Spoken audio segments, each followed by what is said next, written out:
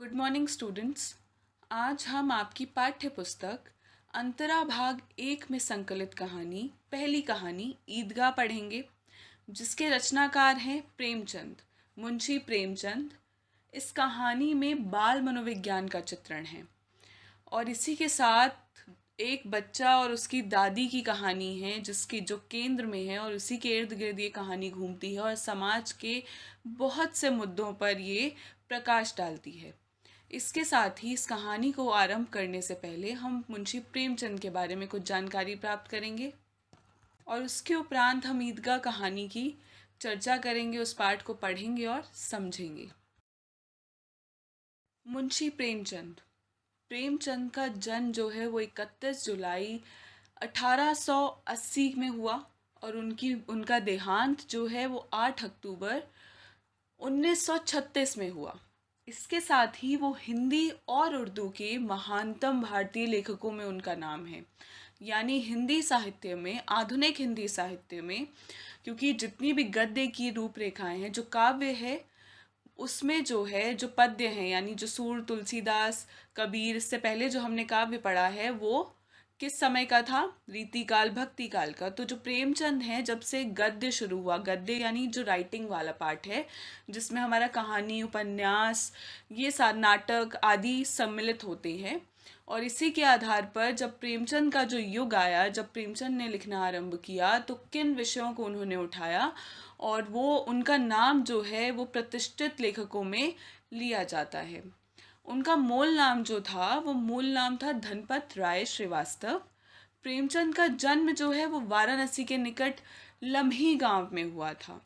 उनकी माता का नाम आनंदी देवी था तथा पिता का नाम अजायब राय।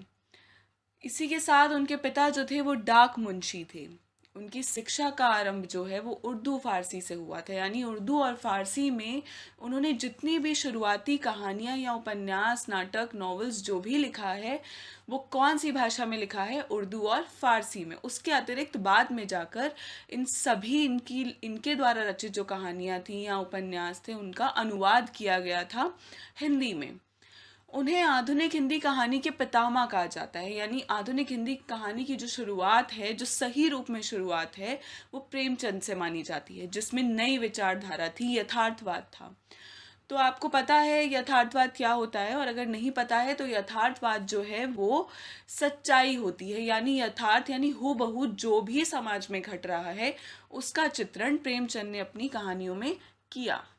उनकी कहानियों की जो विशेषता रही वो यथार्थवाद रही, यानी छोटे से छोटे मुद्दे को उठाकर, ग्रामीण क्षेत्र हो या कोई किसी सोसाइटी से रिलेटेड हो, कोई देश विदेश का भाग हो, या आप अमीर गरीब, इस तरह के जितने भी वर्गों से संबंधित है, तो उसका यथार्थ रूप से चित्रण जो है उनकी कहानियों में मिलता है। उसका असली रूप जो है, जो स्वाभाविक रूप है, नेचुरल है, जो स्थिति उस समय की थी, उसका वर्णन वो करते हैं। उन्होंने कुल लगभग 25 उपन्यास लिखे हैं और 300 से अधिक कहानियाँ लिखी हैं। संपादकीय भी किया है, यानी एडिटिंग का काम भी किया है, भाषण, बहुत से भाषण दिए हैं, पत्र लिखे हैं, ये सब उनकी रचनाएं थी। प्रेमचंद के बाद जिन लोगों ने साहित्य को सामाजिक सरोकारों में देखा, प्रगतिशील मूल्यों को उठाया, वो आगे बढ़ने का काम किया, यानी प्रेमचंद ने जो साहित्य रचना शुरू की थी, आगे आने वाले जो लेखक थे उन सभी ने उसी विषय को आधार बनाकर आगे लिखना शुरू किया, उन्हीं मूल्यों को आगे बढ़ाते चले गए, यानी उन्हीं सरोकारों से वो आगे प्रगतिशील होती चली गई चीज़ें। तो चलिए अब ईदगाह कहानी के कुछ मुख्य बिंदुओं को जान लेते हैं, किस पर आधारित है, किस प्रकार की स्थितियां हैं, किसका वर्णन और चित्रण इसमें किया गया है। बाल मनोविज्ञान पर आधारित है ये ईदगाह कहानी, यानी बाल मनोविज्ञान। जो हामिद और अमीना की कहानी है, तो हामिद जो है उसे केंद्र में रखकर बच्चों की जो मानसिक स्थिति होती है, वो किस प्रकार सोचते हैं, उनकी कल्पना शक्ति क्या होती है, उसे आधार बनाकर ये कहानी लिखी गई है। तो बच्चा जो है वो अपनी परिस्थितियों में ढलकर किस प्रकार का व्यवहार करता है, उसमें कितनी मैच्योरिटी होती है, नहीं होती है, वो कैसी स्थितियों में पड़ता है, तो किस प्रकार के वाक्य उसके मुंह से निकलते हैं, और वो अपने नज़रिए से कैसे दुनिया को देखता है, इसका चित्रण इस कहानी में है। इसमें मानवीय संवेदना और जीवनगत मूल्यों के तथ्यों को जोड़ा गया है। ईदगाह कहानी मुसलमानों के पवित्र त्योहार ईद पर आधारित है। तो ईदगाह शीर्षक से ही स्पष्ट हो जाता है कि ये ईद के समय की कहानी है, जो मुसलमानों का प्रसिद्ध त्योहार है।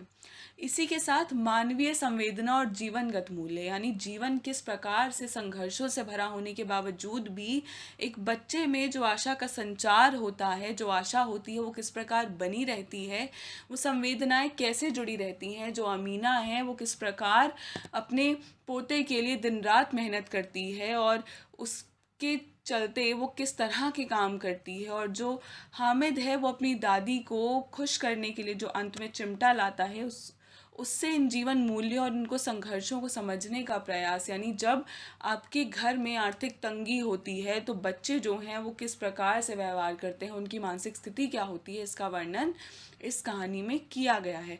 और साथ ही जो सामाजिक मूल्य हैं, यानी किस प्रकार अन्य लोग जो हैं वो अपने को अलग अलग समझते हैं, धर्म के आधार पर अपने आप को बांटते हैं। और मस्जिदों में जब वो जाते हैं या मंदिर गुरुद्वारों अन्य स्थानों पर भी, तो हम जो ये कोट यूज़ करते हैं कि धर्म हमें जोड़ता है या तोड़ता है, तो धर्म की एक परिभाषा को इस कहानी में दिखाया गया है। रमज़ान के पूरे 30 रोज़ों के बाद ईद आने पर मुसलमान परिवारों में जो बच्चों का त्योहार आता है, ना ही केवल बच्चे और बड़े सभी के सभी उल्लासित होते हैं। सब पर इसका प्रभाव दिखाई पड़ता है, चाहे वो छोटा बड़ा अमीर गरीब किसी भी वर्ग का हो। सबके अंदर एक सहानुभूति उत्साह जो है वो दिखाई पड़ता है। इसके साथ ही इस कहानी का जो मुख्य पात्र है वो है हामिद, और इसी में उसकी दादी जो है अमीना, इसी को केंद्र में रखकर कहानीकार ने जो कहानी के मुख्य विषयों को उठाया है। आर्थिक विषमता के साथ साथ जीवन के आधारभूत जो यथार्थ हैं वो हामिद के माध्यम से सहज भाषा में स्पष्ट होते हैं। जो बच्चे के दिलो दिमाग में बात अंकित है, जो बच्चा है हामिद, वो किस प्रकार से किस नज़रिए से इस समाज को देखता है, और वो आर्थिक विषमता, यानी जब आर्थिक रूप से कटौती होती है घर में, तो बच्चा कैसे सहज भाव से वो सोचता है और किस तरह के कार्य वो करता है, इसका वर्णन इस कहानी में किया गया है। पाठ का सार पढ़ते हैं और इसी के साथ इसके अर्थ को समझने का प्रयास करते हैं। जैसे ही आज रमज़ान ख़त्म हुआ, 30 दिनों के बाद आज ईद आई, और सुबह से ही कितनी मनमोहक सुंदर बेला है। चारों तरफ सूर्य की किरणें भी मानो आज ईद की खुशी में धरती को सोने जैसी सुंदर और मनोहर बना रही हैं। चारों तरफ पक्षियों की आवाज़ मानो सभी को एक दूसरे को बधाई दे रही हूँ। पूरे गांव में चहल पहल है, हलचल मची हुई है, हर कोई इधर उधर दौड़ रहा है। कोई अपनी गाय बकरियों को सानी पानी करा रहा है, यानी खिला पिला रहा है, उनको भोजन दे रहा है। तो दूसरी और किसी के कुर्ते का बटन टूट गया है, वो उसे जुड़वाने के लिए जा रहा है। कोई सेवैयाँ बना रहा है। इस तरह की तैयारियां जो हैं वो गांव में हो रही हैं। बच्चा बुजुर्ग जवान महिला सभी ईद की तैयारियों में मग्न हैं और बहुत खुश हैं, अत्यंत प्रसन्न हैं। बच्चे जो हैं उन्हें जो पैसे मिले हैं वो बार बार गिनकर उन्हें बहुत खुश हो रहे हैं और सोच रहे हैं कि जब हम मेले में जाएंगे, वो मेले में जाने को बहुत उत्सुक हैं, और मेले में हम जाएंगे तो किस प्रकार की स्थिति होगी, कैसा लगेगा, खिलौने जो हैं, मिठाइयाँ, वहाँ पे क्या क्या होगा, यह सोचकर उनका मन बहुत प्रसन्न हो रहा है। पूरे गांव के बीचों बीच एक घर में हामिद भी अपने 3 पैसे के साथ बहुत खुश है। भले ही उसके पास नए कपड़े नहीं हैं, पैरों में जूते नहीं हैं, लेकिन फिर भी वह खुश है और उसे आज मेला देखने जाना है। तो जो अमीना है वो उसे रोकती है और कहती है कि तुम मेला देखने कैसे जाओगे, तुम इतने छोटे हो।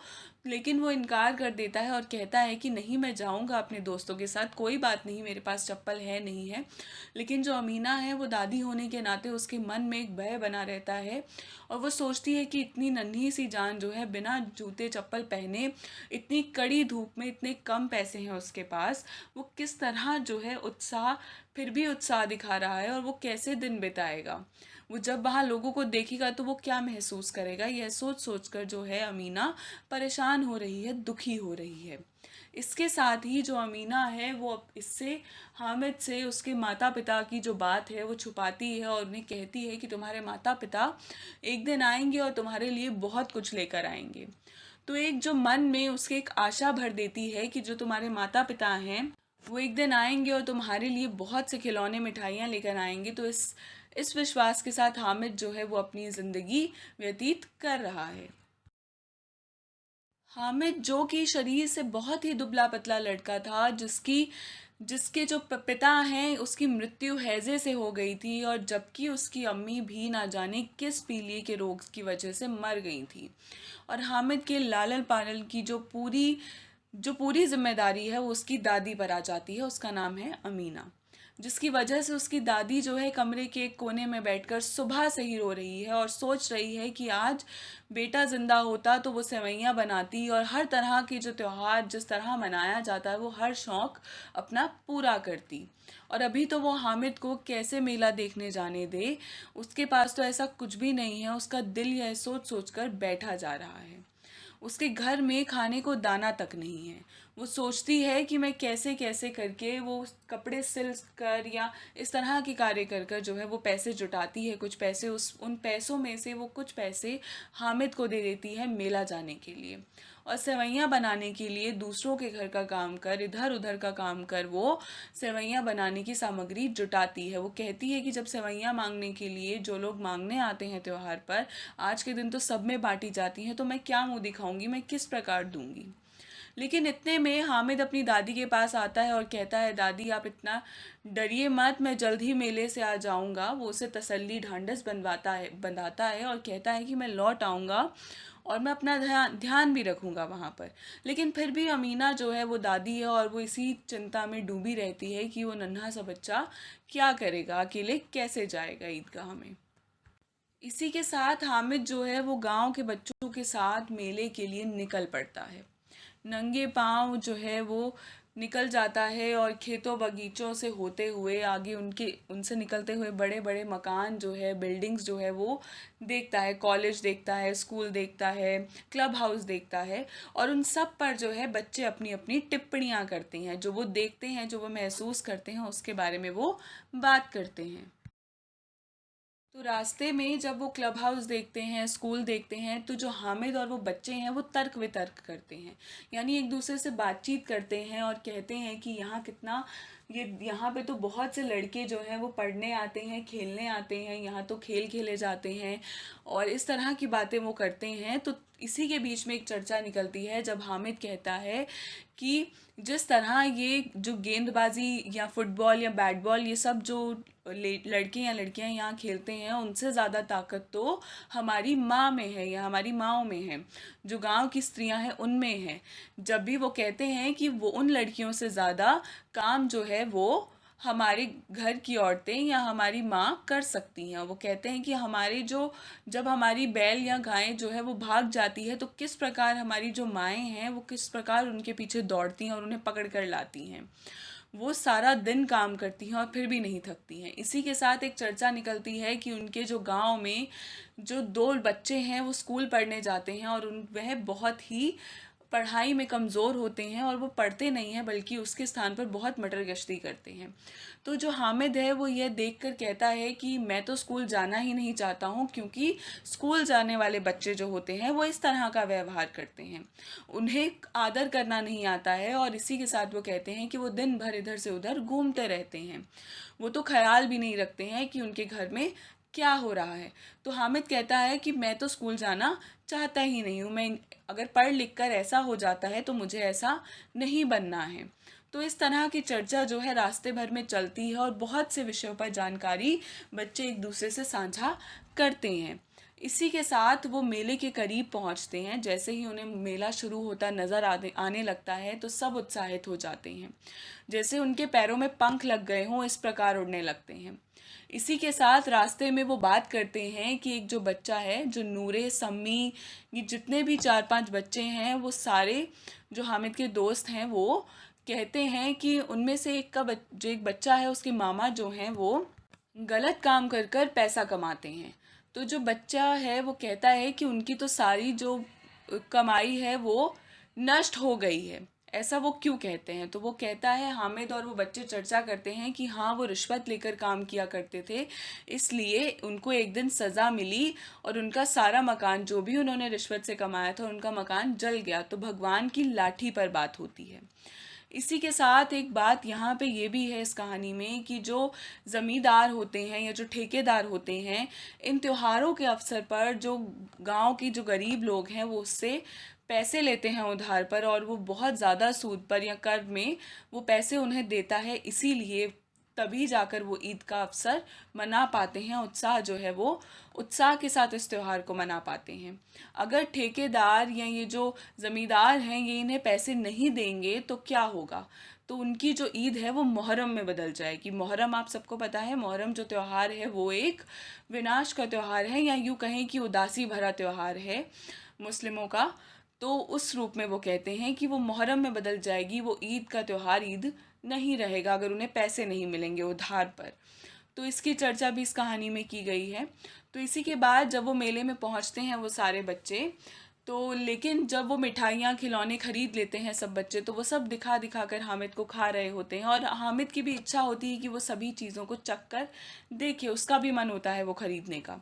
लेकिन हामिद जो है वो तर्क वितर्क देकर कि यह चीज़ें खाने से तो दांत खराब हो जाते हैं, खिलौने तो टूट जाएंगे, यह सब बातें कहकर वो अपने दिल को तसल्ली दे देता है।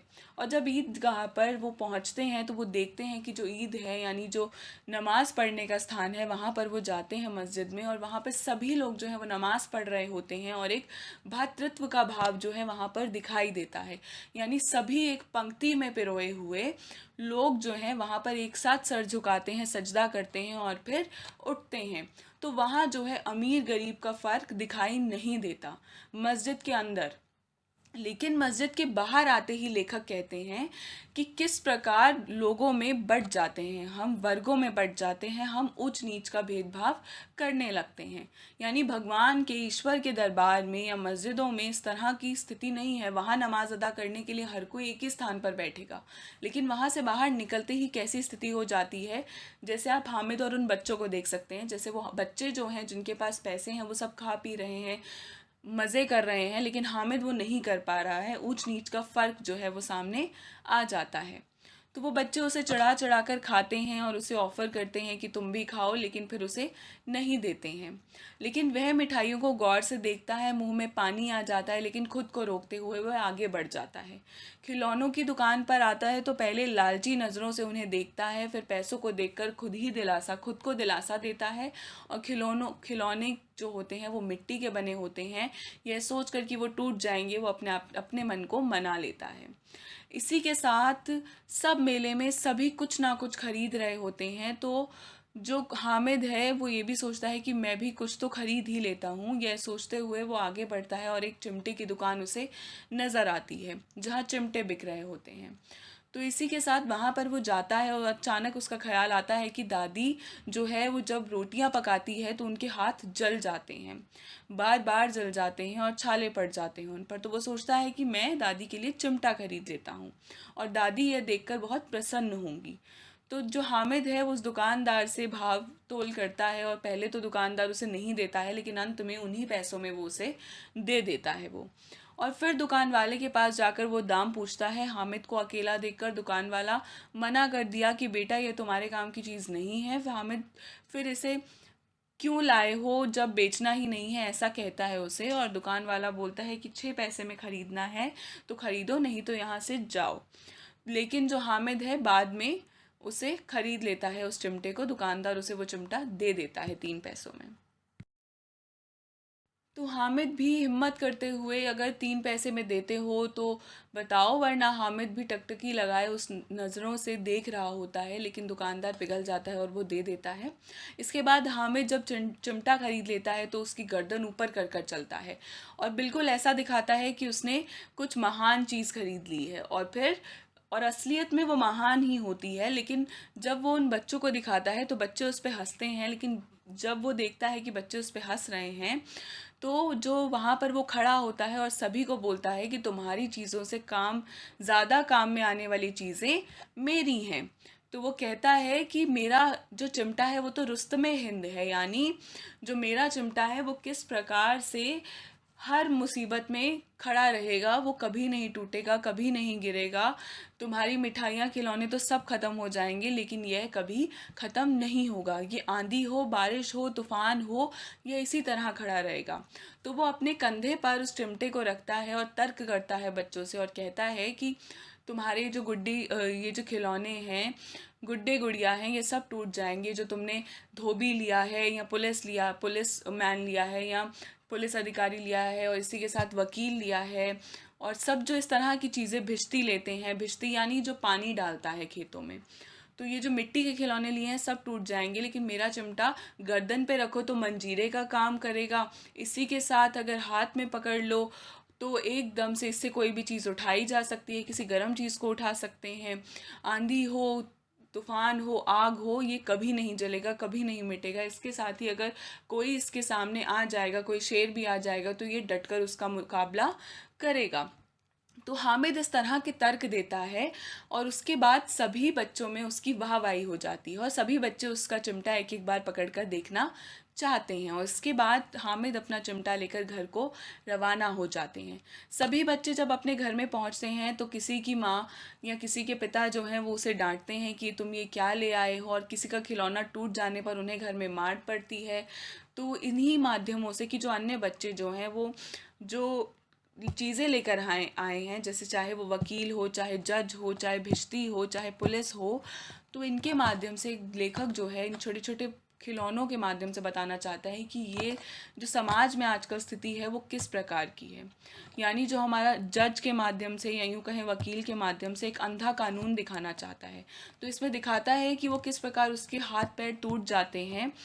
तो इन छोटी छोटी चीज़ों से या छोटे छोटे एग्जाम्पल्स उदाहरण देकर वो समझाता है, लेखक समझाना चाहते हैं इस भाव को कि ये सभी जो चीज़ें हैं जो समाज में, ये जितने भी शासन हैं या प्रशासन हैं, उनकी स्थिति क्या हो गई है आजकल समाज में, कि कोई अपना काम सही से नहीं करता है। और आजकल हर कोई, चाहे वो पुलिस हो, चाहे जज हो, वकील हो, डॉक्टर हो, ये इस तरह के जो लोग हैं जो जो लोगों की रक्षा के लिए होते हैं, आजकल उनका अस्तित्व नहीं रहा है, उनकी जो सही पहचान है वो नहीं रही है, सब भ्रष्टाचार में लुप्त हो चुके हैं।